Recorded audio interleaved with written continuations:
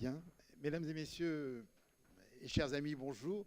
Je suis ravi d'être en face de vous pour juste faire cette introduction et peut-être la conclusion en fin d'après-midi et vous dire comment et combien cette journée est vraiment importante pour nous les éleveurs, parce que j'ai vraiment ressenti le besoin de donner la parole à tous. Et on a vu déjà dans la préparation qu'il y avait des points divergents et on a commencé à se nourrir de ces interventions.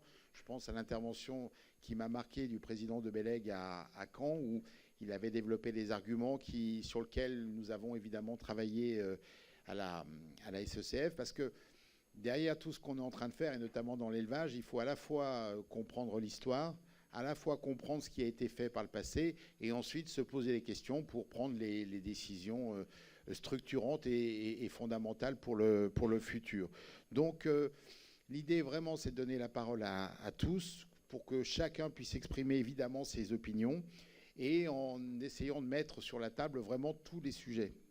Alors, vous l'avez compris, c'est la méthode des assises, donc, où on remercie la société Blue 9 qui nous assiste maintenant pour cette deuxième édition, avec une méthodologie de travail qui est intéressante, puisque via des questionnaires, via des questions ouvertes, on a eu 2000 participations, et chacun des participants a en moyenne donné 10 contributions. Donc, nous allons pouvoir partager aujourd'hui une photo qui est la photo de ce que vous pensez, de ce que vous avez exprimé et de quelles seraient vos recommandations. Donc c'est vraiment quelque chose, 20 000 contributions, c'est extrêmement significatif. En même temps que nous avons demandé à vous-même ces efforts de nous donner à la fois vos positions, vos avis et vos recommandations, j'ai demandé à nos équipes de la direction technique de nous construire des dossiers. Alors des dossiers extrêmement techniques avec le plus possible de data, de telle sorte qu'on puisse là encore avoir l'état de l'art. Et lorsque je vois la somme de travail et le nombre d'heures qui ont été données pour préparer par la direction technique ces assises et les documents que vous avez ou que vous allez recevoir, je voudrais vraiment les remercier, parce que la direction technique est dans son devoir de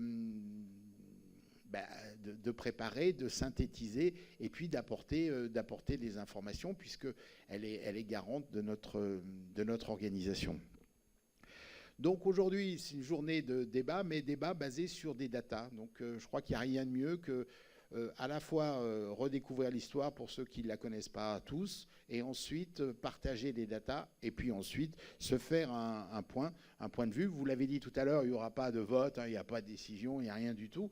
Par contre, je vois en face de moi plusieurs membres du comité, ce que je remercie, dont Madame la députée qui a fait l'effort et qui nous fait le plaisir d'être avec nous aujourd'hui, pour justement venir écouter, puisque à la fin, ce sera le comité qui sera souverain, et que bien évidemment, on vous propose aujourd'hui une méthode, mais cette méthode, elle est bien encadrée par les statuts, et que derrière tout ça, chaque membre du comité prendra des positions qu'il estime devoir prendre, et ensemble, avec le comité, on construira le futur de la SECF. Donc demain, le comité décide de faire ce qu'il veut, et bien évidemment, comme on le sait évidemment, le comité est souverain. Donc nous, on doit le travail, on doit la démarche, on doit la méthode, et ensuite, évidemment, chacun aura son point de vue, et puis chacun pourra prendre les décisions qu'il le souhaite. Donc, moi, j'ai une conviction, c'est qu'on fait aujourd'hui un travail pour l'histoire. On va balayer ce que certains membres du comité qui sont en face de nous ont construit il y a 20 ans, 25 ans, 30 ans. Vous avez construit des choses.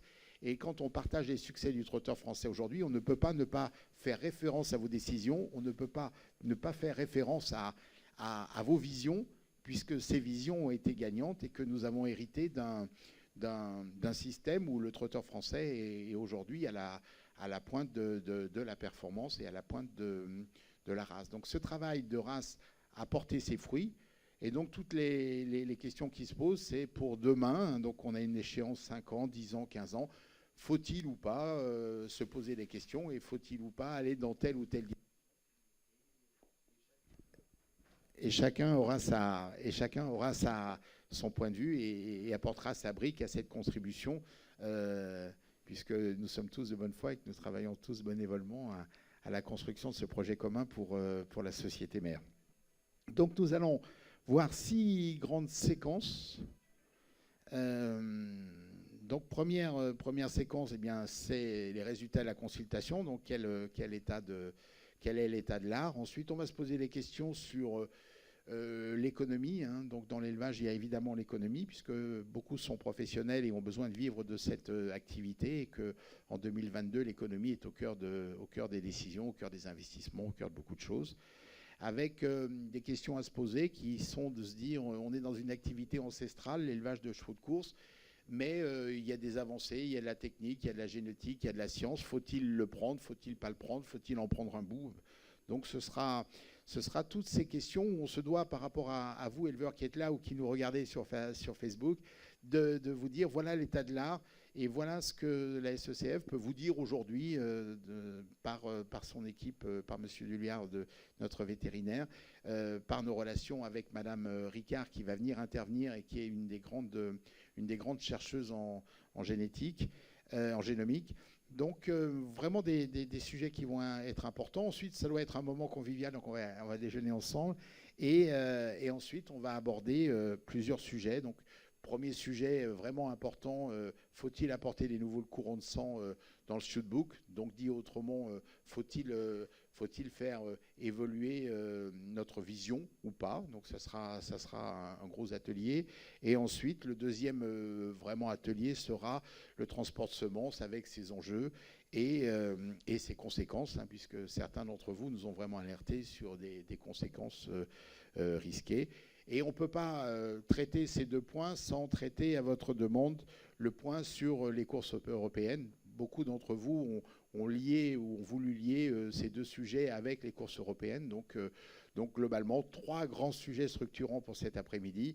L'ouverture ou pas l'apport de nouveaux courants de sang, le transport de sperme, et ensuite les courses européennes, où nous en sommes et quels sont les risques et qui sont à nous. Voilà. Après, je reviendrai moi pour clôturer ces assises, mais on est impatient de participer à ce déroulé. Avec une information aussi importante pour vous, aucun membre du comité du conseil d'administration ne prendra la parole, puisque nous sommes tous en écoute à la fois de vos réactions et à la fois de ces documents. Et l'enjeu pour nous, ce sera à un moment donné, qui n'est pas aujourd'hui, qui n'est pas ce week-end, ce sera de construire ou pas un projet, et ensuite d'aller le voter ou pas au comité. Voilà. Écoutez, je vous remercie pour votre attention, et puis je lance cette journée avec beaucoup de plaisir.